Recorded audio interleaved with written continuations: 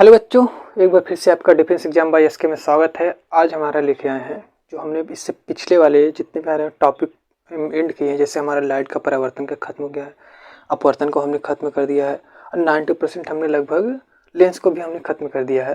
तो हम देखते हैं, थोड़ा सा प्रैक्टिस कर लेते हैं, क्योंकि आपके पेपर के पर्सपेक्टिव से जो लाइट वाला पार्ट है ना, उसमें से आपको लगभग सबसे ज़्यादा वेरिएंट रहता है क्वेश्चन को आने के। तो इसलिए हम क्या करते हैं, जो आपको सबसे ज़्यादा चांस है पेपर में आने के लिए, हम उसको प्रीवियस ईयर क्वेश्चन भी करा रहे हैं।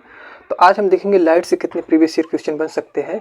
और सबसे इम्पॉर्टेंट बात, अब से आप ना प्रैक्टिस स्टार्ट कर दीजिएगा, क्योंकि पेपर में प्रैक्टिस बहुत इंपॉर्टेंट है। जब तक आप प्रैक्टिस नहीं करेंगे, आप क्वेश्चन को लेवल को नहीं समझ पाएंगे। क्वेश्चन मतलब क्या होता है कि जैसे आप क्या करते हैं, क्वेश्चन जब थ्योरी पढ़ते हैं तो क्वेश्चन आपको उस तरह से दिखता नहीं, क्योंकि थ्योरी आप पढ़ते हुए चले जाते हैं। क्वेश्चन में किस तरह से अप्लाई करना है, उसके लिए सबसे जरूरी है प्रैक्टिस। तो हम प्रैक्टिस करते रहेंगे। और एक क्वेश्चन से कितने क्वेश्चन हो सकते हैं, कहाँ पे गलतियाँ हम करते हैं, किस तरह से हमारे थिंकिंग प्रोसेस रहती है, हमारा किस तरह से मिसमैच होता है, उन सारी चीज़ों को भी हम सीखेंगे। चलिए स्टार्ट करते हैं। हमारा सबसे नंबर 1 क्वेश्चन है कि जब प्रकाश एक माध्यम से दूसरे माध्यम में जाती है तो क्या नहीं बदलता है। इम्पॉर्टेंट है, सबसे ज़्यादा इम्पॉर्टेंट है, क्योंकि यहाँ पर सबसे बड़ी गलती होती है मिसमैचिंग की गलती होती है। और देखिएगा, इस क्वेश्चन से जितने भी सारे क्वेश्चन बनाते हैं, अभी तो इसमें क्वेश्चन में क्या नहीं बदलता है, आगे हो सकता है आ जाए क्या बदलता है। उन सारी चीज़ों को हम देख लेंगे। अपवर्तनांक किसका ज़्यादा होता है, किस रंग का किसका ज़्यादा होता है, विचलन कोण क्या होता है, क्रांति कोण किसका जाता है, इन सारी चीज़ों को अभी इसी क्वेश्चन से देख लेंगे। तो एक क्वेश्चन का मतलब केवल एक क्वेश्चन नहीं, एक क्वेश्चन का मतलब कितने क्वेश्चन अटैचमेंट हो रहे हैं, कितने तरीके बदल सकते हैं पूछने के, सारी क्वेश्चन को बता देंगे। देखिए, पहले तो रखें, जब प्रकाश किरण एक माध्यम से दूसरे माध्यम में जाती है क्या नहीं बदलता है, तो याद रखिएगा आवृत्ति नहीं बदलती है। तो इसका ऑप्शन नंबर 3 क्या रहेगा, सही रहेगा, आवृत्ति नहीं बदलती है। ये तो आपको क्लियर हो गया। अब देखेंगे क्या क्या बदलता है। तो इसमें तो जो बचा है सब तो बदलेगा। तरंगदैर्घ्य भी बदलता है, तीव्रता भी बदलती है और वेग भी बदलता है। अब किस तरह से बदलता है, उन सारी चीज़ों को देखेंगे, क्योंकि कभी कभी रंगों में भी भेद करने के लिए आ जाता है। बैगनी रंग का तरंगदैर्घ्य कितना है, या लाल रंग की अपवर्तनांक ज़्यादा होता है कि बैगनी का अपवर्तनांक ज़्यादा हो। इन सारी चीज़ों को समझने के लिए आइए थोड़ा सा चलते हैं, प्रिज्म में चलते हैं। एक ही कॉन्सेप्ट वहाँ पकड़िएगा, प्रिज्म से सारे ही चीज़ों को एक साथ हम बता देंगे। आइए सबसे पहले बताते हैं प्रिज्म। ये आपका क्या है, प्रिज्म है।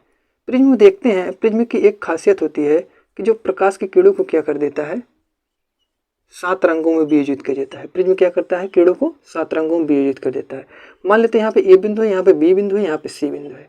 जब हम कोई भी श्वेत प्रकाश किरण ऐसे इस पे डालेंगे, ये हमारा अविलंब है। जानते हैं, जैसे ही विरल माध्यम से सघन माध्यम में जाता है, अविलंब की ओर झुक जाता है। किधर, अविलंब की ओर झुक जाता है। और जैसे ही सघन से विरल में जाएगा, अविलंब से दूर निकल जाएगा या बेस की तरफ झुक जाएगा। अब आपको पता है प्रिज्म की खासियत होती है कि जो करता है ना, श्वेत प्रकाश किरण जो आ रही है यहाँ पे जो श्वेत प्रकाश किरण आ रही है, उसको कितने रंगों में वियोजित कर देता है, 7 रंगों में वियोजित कर देता है, या 7 रंगों में विक्षेपित कर देता है। तो जो हमारा सबसे नीचे आता है वो क्या आता है, विबग्योर, और सबसे ऊपर आता है रेड, लाल आता है। नीचे आता है बैगनी, ऊपर आता है लाल आता है। इतना पता हो गया। इसके बीच में विबग्योर का अगर लिखना चाहें तो इस तरह से लिख लीजिएगा, VIBGYOR होता है, ठीक ना, VIBGYOR होता है। अब देखिएगा, जब हम क्या करते हैं, इस किरण को आगे बढ़ाते हैं, क्या करते हैं, ये जो हमारी निर्गत किरण या श्वेत किरण को आगे बढ़ाते हैं, श्वेत किरण को आगे बढ़ाएंगे और निर्गत किरण को हम क्या करते हैं, पीछे बढ़ाते हैं। तो हमारे बीच में देख रहे हैं यहाँ पे एक एंगल बन रहा है। क्या बन रहा है, एंगल बन रहा है। अब इस एंगल को समझिएगा, इसको बोलते हैं विचलन कोण। इस एंगल को क्या बोलते हैं, विचलन कोण को भी बोलते हैं विचलन कोण। ये विचलन कोण का साइन है, याद रखिएगा, विचलन कोण है। अब देखेगा, इस क्वेश्चन से क्या क्या पूछ सकता है। पहले तो पूछ सकता है बदलता है नहीं है। दूसरा पूछ लेता है तो वेग क्या होगा, किस रंग का वेग ज्यादा होगा। आइए देखते हैं। सबसे पहले विचलन कोण याद रख लेते हैं। 2 रंग हैं, दोनों रंगों से समझते हैं। देखिएगा, विचलन कोण उसी का ज्यादा होगा जो आधार की तरफ ज्यादा झुका रहेगा। विचलन कोण उसका ज्यादा होगा जो आधार की तरफ ज्यादा झुका रहेगा। अब बताइएगा, दोनों रंगों में आधार की तरफ कौन ज्यादा झुका है, आधार की तरफ। अब स्वाभाविक सी बात है, देख रहे हैं बैगनी वाला झुका है, तो विचलन कोण किसका ज्यादा होगा, बैगनी का ज्यादा होगा। बैगनी का विचलन कोण ज्यादा होगा, इस तरह से हम दिखा रहे हैं। बैगनी का क्या होगा, विचलन कोण ज्यादा होगा, किसके सापेक्ष में, रेड के सापेक्ष में। ये तो हो गया। जिसकी तरफ मुंह खुला रहता है उसको बोलते हैं ग्रेटर देन। तो इसका क्या होगा, विचलन कोण ज्यादा होगा, बैगनी लाल की तुलना में बैगनी का विचलन कोण ज्यादा होगा। विचलन कोण का जस्ट एकदम सिंपल चलता है आपका तरंगदैर्घ्य भी चलता है। क्या चलता है, तरंगदैर्घ्य भी चलता है। तरंगदैर्घ्य किस तरह से चलता है उसको देखिएगा। तरंगदैर्घ्य हमारा कहता है जिस रंग का विचलन कोण कम, उसका तरंगदैर्घ्य बोल रहे हैं, अपवर्तनांक भी कम करता है। क्या होता है, अपवर्तनांक भी कम करता है। देखते हैं, जो हमारा होता है अपवर्तनांक में देखेंगे, NV ग्रेटर देन क्या हो जाएगा, NV ग्रेटर देन हो जाएगा एन आर हो जाएगा, N V greater than N R हो जाएगा। अब याद रखिएगा, जिसका विचलन कोण ज़्यादा उसका अपवर्तनांक भी ज़्यादा, जिसका विचलन कोण ज़्यादा उसका अपवर्तनांक भी ज़्यादा, जिसका विचलन कोण कम उसका अपवर्तनांक कम। यहाँ तक समझ में आ गया। विचलन कोण कहने का मतलब विचलन कोण और अपवर्तनांक दोनों सेम चलते हैं। प्रिज्म में पहले बनाना है हमें, प्रिज्म बनाने के बाद हमें देखना है किसका विचलन कोण देखते हैं। सबसे पहले हम प्रिज्म में देखेंगे विचलन कोण, जितना विचलन कोण जिसका रहेगा उसका सेम चलता है, अपवर्तनांक में चलता है। अब देखते हैं, यहाँ पे 2 पॉइंट क्लियर हो गए। तीसरा देखते हैं, आपसे पूछ सकता है वेग। अब देखिए वेग जो पूछ सकता है, वेग से पहले हम तरंगदैर्घ्य पे आते हैं। जो तरंगदैर्घ्य होता है ना, अपवर्तनांक का उल्टा होता है। किसका उल्टा? अपवर्तनांक का उल्टा होता है। इसमें देख रहे हैं किसका अपवर्तनांक कम है, लाल का अपवर्तनांक कम है, तो लाल का तरंगदैर्घ्य क्या हो जाएगा, ज़्यादा हो जाएगा। तो आर डी ग्रेटर देन हो जाएगा लैम्डा वी हो जाएगा। इसको समझिएगा फार्मूला कहाँ से आता है। फार्मूला अगर नोट करना चाहें इसके लिए फार्मूला नोट कर लीजिएगा। एन बराबर होता है, एन प्रोपोर्शनल टू होता है 1/λ, एन प्रोपोर्शनल टू होता है 1/λ। इससे लिया गया है, अब रटने की जरूरत नहीं, इससे लिया गया है। विचलन कोण से ले लिया गया अपवर्तनांक, अपवर्तनांक और लैम्डा तरंगदैर्घ्य के बीच में संबंध होता है। अब देखिए अगर रेड का ज़्यादा होगा, यहाँ पे अगर लाल लेंगे, लाल का ज़्यादा होगा तो अपवर्तनांक क्या होगा, कम होगा। तो लाल के लिए अगर अपवर्तनांक ज़्यादा होगा, लाल के लिए तरंगदैर्घ्य क्या हो जाएगा, कम हो जाएगा। तो इसी को बोलते हैं तरंगदैर्घ्य कम हो गया है। यह देख रहे हैं लाल के लिए क्या है, रेड के लिए क्या अपवर्तनांक ज़्यादा होता है, कम होता है, तो लाल का अपवर्तनांक कम होता है। अपवर्तनांक कम होने का जो फैलता कम है, लाल रंग ज़्यादा फैलता है या बैगनी रंग ज़्यादा फैलता है। आकाश नीला क्यों दिखाई देता है, क्यों? क्योंकि नीले रंग का ज़्यादा बिखराव रहता है, इसलिए आकाश नीला दिखाई देता है। यहाँ तक समझ में आ गया। वेग पे आते हैं। वेग जो होता है ना, लाल रंग का ज़्यादा होता है। क्या होता है, वेग जो होता है लाल रंग का ज़्यादा होता है, और किसका कम होता है, तरंगदैर्घ्य का क्या होता है, कम होता है। तरंगदैर्घ्य का क्या होता है, सॉरी, जो बैगनी का होता है वो क्या होता है, कम होता है। यहाँ तक समझ में आ गया। इसके बीच में जो रिलेशन चलता है उसको याद रखिएगा, एन प्रोपोर्शनल टू चलता है C/V। क्या होता है, C/V। अब देखिएगा यहाँ से सिंपल सी बात है, इस वाले कॉन्सेप्ट को यहाँ से भी निकाल सकते हैं और इस वाले कॉन्सेप्ट को आप विचलन कोण से भी निकाल सकते हैं। वेग किस रंग का जाता है, वेग ज़्यादा होने का मतलब कौन बहुत सीधे निकल जाता है, सीधे निकल जाता है लाल। जिसका वेग ज़्यादा अपवर्तनांक कम, अपवर्तनांक कम मतलब किस तरफ मुँह खुला है, बैगनी की तरफ। जिसका ज़्यादा होगा तो लाल का क्या हो जाएगा, कम हो जाएगा। अब आपके समझ में आ गया होगा कि आपको जो अपवर्तनांक का कभी देखा एक माध्यम से या पूछ ले, परावर्तन में पूछ ले, तो हमारा क्या क्या चीज़ें बदलती हैं। पहले तो याद रखिएगा तरंगदैर्घ्य बदलता है, दूसरा वेग बदलता है, तीसरा तीव्रता भी बदलती है।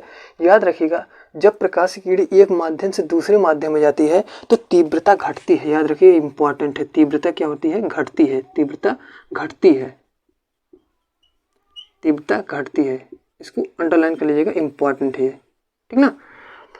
तो आपको क्वेश्चन समझ में आ गया है वाला पहला क्वेश्चन। अब चलते हैं दूसरा क्वेश्चन देखते हैं। अब देखते हैं कोई अगर इसमें अब भी दिक्कत हो तो हमें बताइएगा। इसको देखने का एक ही तरीका है, पहले हम क्या करेंगे, क्वेश्चन को सॉल्व कर लिए, हमारा आंसर अब दिया गया कभी नहीं बदलता है। और दूसरा हमारे पूछ सकता है तरंगदैर्घ्य भी पूछ सकता है, बदल जाए तो सारे चीज़ से बदल रहे हैं, हम क्या है देखना है। और किससे देखना है, प्रिज्म से देखना है। प्रिज्म में सबसे पहले हमें क्या निकालना है, विचलन कोण। उसके बाद हमारा क्या अपवर्तनांक, उसके बाद क्या निकालना है, हमारा तरंगदैर्घ्य निकल जाएगा। तरंगदैर्घ्य से हमारा क्या निकलेगा, वेग निकल जाएगा। क्रांतिक कोण पूछेगा, क्रांतिक कोण जैसे चलता है तरंगदैर्घ्य वैसे क्रांतिक कोण भी चलता है। किसका क्रांतिक कोण ज़्यादा होगा, लाल का ज़्यादा होगा। जिसका तरंगदैर्घ्य चलता है वैसे क्रांतिक कोण चलता है, ठीक। या बोल सकते हैं अपवर्तनांक का उल्टा या तरंगदैर्घ्य के साथ समान। दूसरा क्वेश्चन देखते हैं। दूसरा क्वेश्चन हमारा क्या रहा है, वायु में प्रकाश की चाल 3 × 10⁸ मीटर पर सेकंड है। तो यदि माध्यम का अपवर्तनांक 1.5 हो तो कांच में प्रकाश की चाल बताइए। किसमें बताना है हमें, कांच में प्रकाश की चाल बताते हैं। पहला क्वेश्चन आपको समझ में आ गया था। दूसरा क्वेश्चन देखते हैं। आप इसको सॉल्यूशन करने से पहले आप देखिएगा एक चीज़ कर लीजिएगा। सॉल्यूशन में हम देखते हैं किस तरह से करते हैं। हम क्या करते हैं, सबसे पहले क्या करते हैं, जो जो मान दिया हम लिख लेते हैं। वाई के लिए हम लिख रहे हैं ए बराबर हमारा दिया कितना है, 3 × 10⁸ मीटर पर सेकंड। ये तो दिया है हमें, ए बराबर दिया है। और हमारा क्या दिया है, एन बराबर कितना दिया है, एन बराबर हमारा दिया है 1.5 दिया है। और हमें क्या वी निकालना है। वी किसके लिए निकालना है, कांच के लिए निकालना है। कांच में प्रकाश की चाल पूछ रहा है।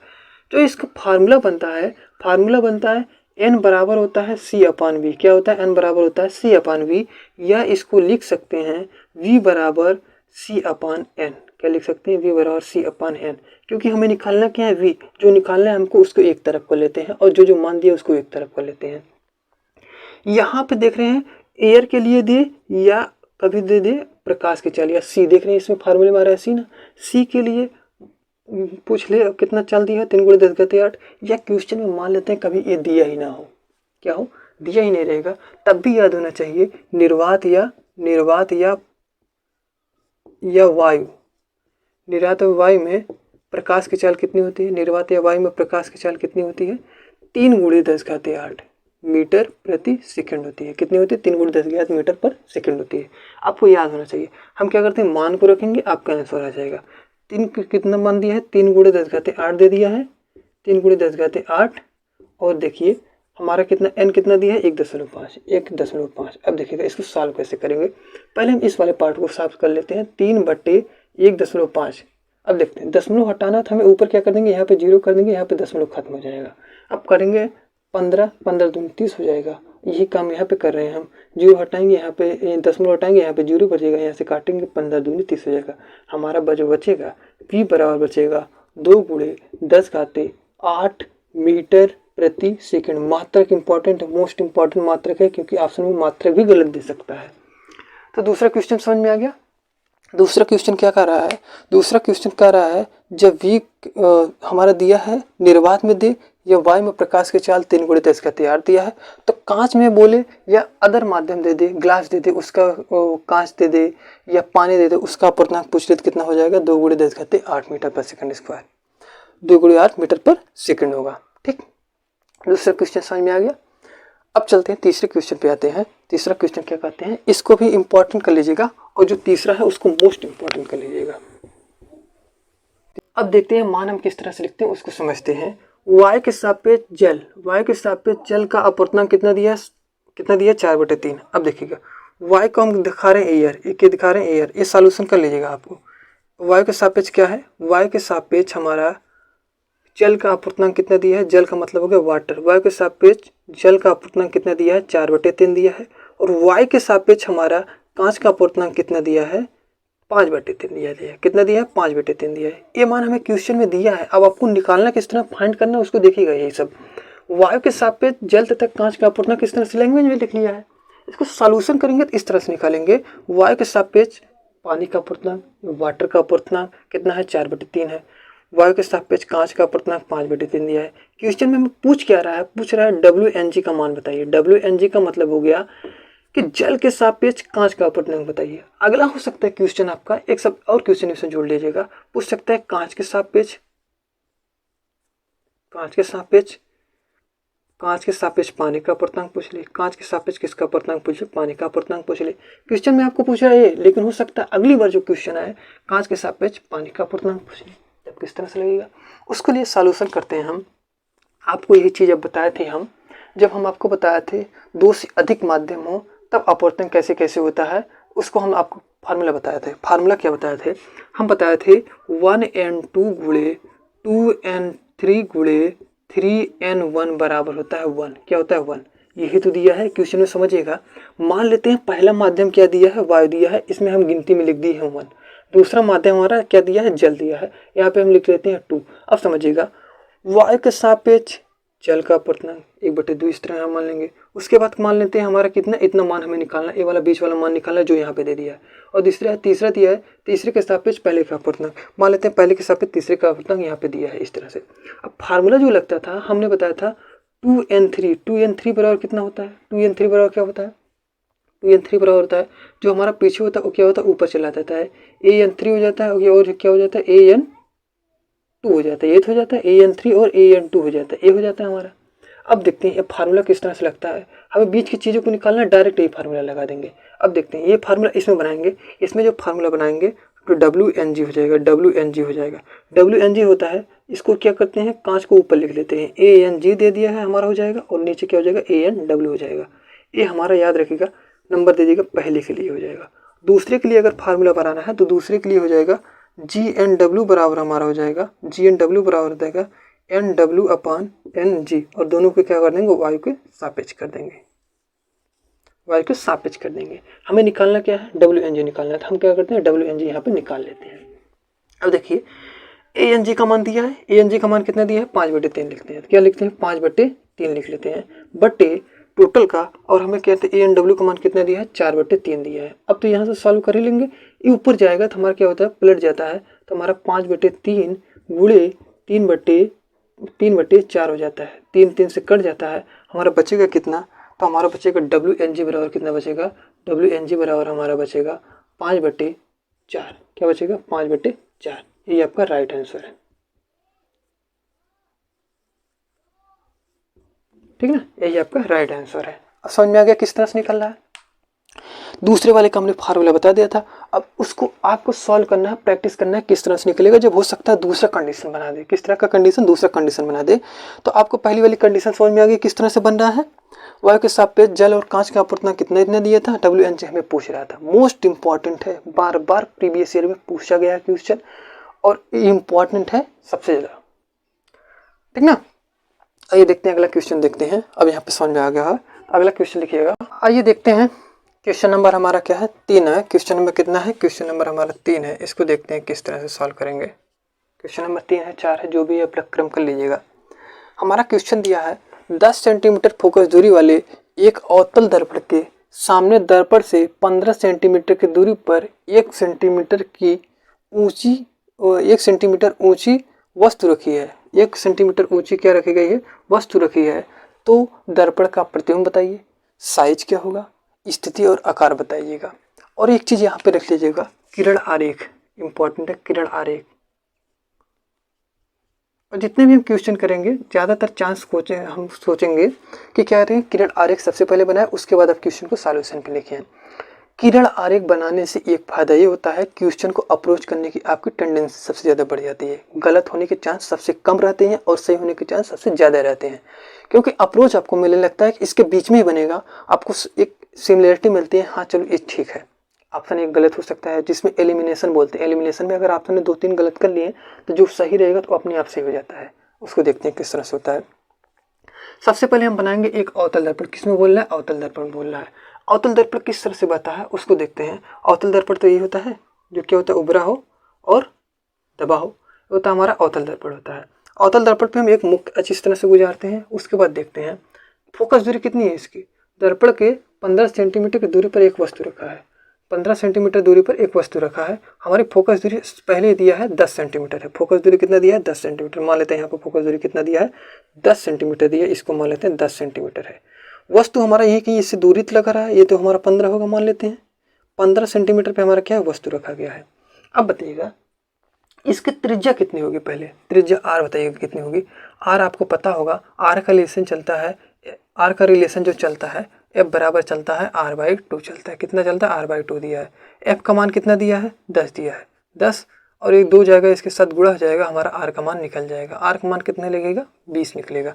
मान लेते हैं f इतना है, तो हो सकता है यहाँ तक r कितना हो, ये r टोटल कितना हो, यहाँ से यहाँ तक 20 सेंटीमीटर हो। क्वेश्चन में दिया नहीं है, क्वेश्चन समझिएगा। अवतल दर्पण है, अवतल दर्पण की फोकस दूरी कितनी है, 10 सेंटीमीटर है। वस्तु कितनी दूरी पर रखा रहा है, 15 सेंटीमीटर दूरी पर रखा जा रहा है। और देखिएगा 15 सेंटीमीटर दूरी पर रखा जा रहा है। अब हम कोशिश करते हैं इसकी वक्रता त्रिज्या पता कर लें। क्या पता चलने, वक्रता त्रिज्या। वक्रता त्रिज्या हम पता करते हैं, फोकस दूरी की दुगनी पे हमारा होता है वक्रता त्रिज्या होती है। वक्रता त्रिज्या हमारा पता चल गया 20 सेंटीमीटर। अब आपको एक चीज अप्रोच पता चल गया होगा, जो हमारा वस्तु है जो वक्रता त्रिज्या और फोकस दूरी के बीच में है। कहाँ पे है, बीच में है। आपको पता है जब फोकस दूरी, जब वस्तु है फोकस दूरी वक्रता त्रिज्या के बीच में होता है, किस तरह का बनता है। बिना सॉल्व किए भी देखिए आंसर पहले निकलेगा किस तरह का बनता है। तो सबसे पहले स्थिति रखिएगा, बड़ा बनता है। किस तरह का बनेगा, अब पूछ लेगा साइज क्या बनेगा, प्रतिबिंब की साइज क्या होगा, बड़ा बनेगा। अब देखिएगा 1 सेंटीमीटर का दिया है प्रतिबिंब, हो सकता है 1 सेंटीमीटर से बड़ा बने, 2, 3, 4, अभी वो सॉल्यूशन करने के बाद पता चलेगा। लेकिन इतना पता चल गया 1 सेंटीमीटर से बड़ा ही बनेगा प्रतिबिंब, ये तो पता हो गया। और किस तरह का बनेगा, अवतल दर्पण है तो आपको कंफर्म ये भी हो गया, प्रतिबिंब वास्तविक बनेगा, उल्टा बनेगा। प्रतिबिंब की स्थिति पूछ लेगा किसके बीच में बनेगा, तो वस्तु क्या देखेगा, जो वक्रता त्रिज्या है और अनंत के बीच में बनेगा। किसके बीच में बनेगा, वक्रता त्रिज्या और अनंत के बीच में बनेगा। किरण आरेख द्वारा भी बताया जाएगा। अभी यहाँ तक समझ में आ गया किस तरह से बनेगा। अब चलते हैं थोड़ा सा, हम देखते हैं सॉल्यूशन किस तरह से निकलेगा। मान क्या क्या दिया है, सबसे पहले देखते हैं f का मान दिया है। f बराबर हमारा दिया है 10 सेंटीमीटर। कितना दिया है, 10 सेंटीमीटर। अब देखिएगा चिन्हों का इंपॉर्टेंट यहाँ पे सबसे ज्यादा होता है। अवतल दर्पण की फोकस दूरी धनात्मक होती है, ऋणात्मक होती है, त्रिणात्मक होती है। और दिया है u कितना दिया है, u बराबर दिया है -15। u याद रखिएगा, चाहे अवतल दर्पण हो चाहे उत्तल दर्पण हो, u हमेशा ऋणात्मक होता है। मान दे दिया है। हमें पूछ रहा है v का मान पूछ रहा है, और हमें पूछ रहा है वस्तु की साइज कितना दिया है, दूरी कितना दिया है, आया वो कितना दिया है 1 सेंटीमीटर। और हमें आई भी पूछ रहा है, कितना पूछ रहा है, आई पूछ रहा है। आई का मतलब होता है इमेज की साइज। अब सबसे पहले हम v निकालेंगे, उसके बाद आई निकालेंगे। अब हमारा जो फार्मूला होता है उस फार्मूले को पहले गौर करिएगा। 1/f बराबर होता है 1/v + 1/u होता है। याद रखिएगा 1/v + 1/u। अभी हम लेंस में बताए थे, लेंस का फार्मूला अलग होता है, 1/v बराबर होता है 1/v होता है -1/u होता है। इंपॉर्टेंट है, यहाँ पे माइनस होता है तो यहाँ पे ये लेंस वाला हो जाता है, और यहाँ पे जब प्लस वाला होता है तो हमारा क्या हो जाता है, दर्पण वाला हो जाता है। क्वेश्चन क्या है, दर्पण का है। फार्मूला कौन सा लगेगा, दर्पण वाला लगेगा। तो फोकस दूरी कितनी दी, 10 दी है, 1/-10 हो जाएगा, बराबर हो जाएगा 1/v हमें निकालना ही है, और 1/u दिया है कितना, -15 है, तो -15 हो जाएगा। अब एक चीज करते हैं हम, -15 को इस साइड लेके आएंगे, माइनस में रहेगा तो हो जाएगा प्लस में, तो हो जाएगा 1/15 -1/10 बराबर हो जाएगा 1/v। इस चीज़ को हम यहाँ पे और सॉल्व कर लेते हैं आगे। तो हमारा इसको जब सॉल्व करेंगे तो हमारा हो जाएगा 10 - 15, उसके बाद हम देखेंगे 15 × 10, यही तो हो जाएगा 15 × 10 बराबर हो जाएगा 1/v। इसको सॉल्व करेंगे तो हमारा ऊपर क्या निकलेगा, -5 निकल जाएगा, नीचे कितना निकलेगा, 10 हो जाएगा, गुणे कितना हो जाएगा, 15 हो जाएगा। इसको काटेंगे तो हमारा 5 कितना हो जाएगा, 5 कट जाएगा, 5 दूना कट जाएगा, 15 दूनी कितना हो जाएगा, 30 हो जाएगा। तो हमारा v बराबर कितना निकलेगा, -30 निकलेगा। कितना निकलेगा, -30। अब देखिएगा, -30 का मतलब होता है कि वस्तु आपका वास्तविक बनेगा, उल्टा बनेगा। कैसा बनेगा, वास्तविक बनेगा, उल्टा बनेगा। अगर प्लस में आ जाता तो क्या बनता, सीधे बनने लगता और आभासी बनने लगता है, जो कि स्थिति में नहीं होता है। अवतल दर्पण की स्थिति में केवल फोकस के बीच में अगर 10 सेंटीमीटर की जगह वस्तु बोल दे 5 सेंटीमीटर रखा है, तब हमारा आभासी आ जाता है। लेकिन बोल रहा है 15 सेंटीमीटर, मतलब फोकस के पीछे ही है। जब फोकस के पीछे ही तो हमारा वस्तु क्या आ रहा है, वास्तविक बन रहा है। और कैसा बन रहा है, उल्टा बन रहा है, 30 सेंटीमीटर दूरी पर बन रहा है। कितने, 30 सेंटीमीटर दूरी पर बन रहा है। अब आइए थोड़ा सा चित्रों में देखते हैं। हमारा जब 20 यहाँ तक है तो 30 तो इसी के इधर होगा, थोड़ा ध्यान दीजिएगा। 10 हमारा यहाँ है, 20 हमारा यहाँ, 30 तो यहीं कहीं होगा। अब हम आपको बताए थे, जो वस्तु हमारा बनेगा, प्रतिबिंब जो बनेगा, प्रतिबिंब कहाँ बनेगा, r और अनंत के बीच में बनेगा। 30 मतलब यहीं कहीं बनेगा। मान लेते हैं हमारा वस्तु क्या है, यहीं क्या रखा गया है, 1 सेंटीमीटर का वस्तु रखा गया है, यही बनेगा। और अब देखिए, अभी तो पता चल रहा है वास्तविक और उल्टा बन रहा है, 30 सेंटीमीटर भी बन रहा है। अभी आपको पता चलेगा साइज कितना बड़ा बन रहा है। यहाँ तक नोट हो गया। अब हम नोट कर, यहाँ तक आप नोट करिए, उसके बाद आगे हम बताते हैं।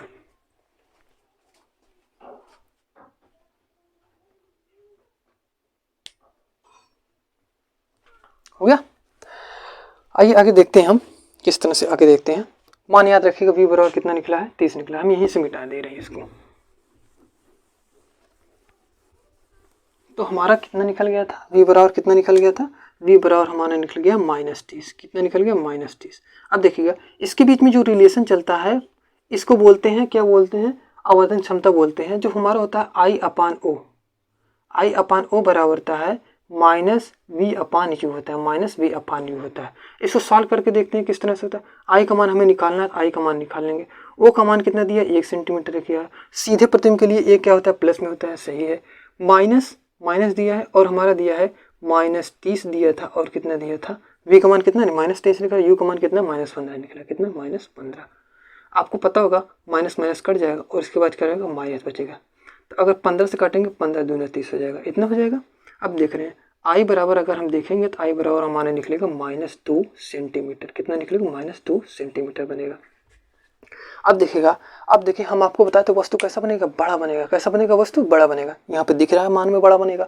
अब एक चीज देखिएगा, थोड़ा सा आप अगर कैलकुलेशन कर पाएंगे, आप एक चीज देख रहे हैं, अगर वस्तु 15 सेंटीमीटर पे रखा है और वस्तु 15 सेंटीमीटर दूरी पर रखा है दर्पण से, और 1 सेंटीमीटर ऊंचा है। कितना, 1 सेंटीमीटर ऊंचा है। तो प्रतिबिंब देख रहे हैं 30 सेंटीमीटर बन रहा है, और दुगुना ऊंचाई कितनी है, दुगुनी हुई, 1 का 2 ही हो रहा है, दुगुने पे बन रहा है। तो इससे अप्रोच निकाल सकते हैं। कभी भी इंपॉर्टेंट, ये आपको नियम बना लीजिएगा, कभी भी अगर दर्पण के फोकस दूरी तथा वक्रता त्रिज्या के बीच में अगर मिड में कहीं वस्तु रख देंगे, कहाँ पे, मिड में, जैसे 20 और 10 के बीच का मिड क्या हो जाएगा, 15 ही होगा। 15 सेंटीमीटर पर रख लेंगे। आपको अगर साइज पता करना हो, साइज आपको तुरंत कैलकुलेशन हो जाएगा, दुगना ही होगा। अगर यहाँ पे दे दे 4 सेंटीमीटर का बनेगा 8 सेंटीमीटर। कितना बनेगा, 8 सेंटीमीटर बनेगा। तो बस यही याद रखिएगा, कभी भी दे दे आपको, क्या बोल दे, अगर बोल दे वक्रता त्रिज्या r फोकस दूरी के मिड में रख दे रहा है, जैसे यहाँ पे 15 दे दिया, 15 पे रख दिया, 10 और 20 का मिड क्या होगा, 15 होगा। 15 पे रख रहा है, कितने बन रहा है, और 1 सेंटीमीटर का 2 सेंटीमीटर, 4 सेंटीमीटर का 8 सेंटीमीटर, मतलब इसी तरह साइज बढ़ते हुए चला जाएगा दुगने पे। ठीक, आई होप ये सारे आपको क्वेश्चन समझ में आए होंगे। तो आज की क्लास के लिए इतना रखते हैं। क्वेश्चन कैसा लगे आपको कमेंट करके जरूर बताइएगा। मोस्ट इंपॉर्टेंट क्वेश्चन है ये भी, ठीक ना। सब कुछ आप तैयार करते रहिएगा। कल हम लेके आएंगे इसके और चैप्टर में लेके आएंगे क्वेश्चन किस तरह से रहेगा, प्रिज्म से भी क्वेश्चन लेके आएंगे, दूरदर्शी, सूक्ष्मदर्शी, खगोलीय सूक्ष्मदर्शी, अब जितने भी क्या सारे टॉपिक हैं सारे क्वेश्चन आते रहेंगे। तो आज के क्लास के लिए इतना ही। जय हिंद।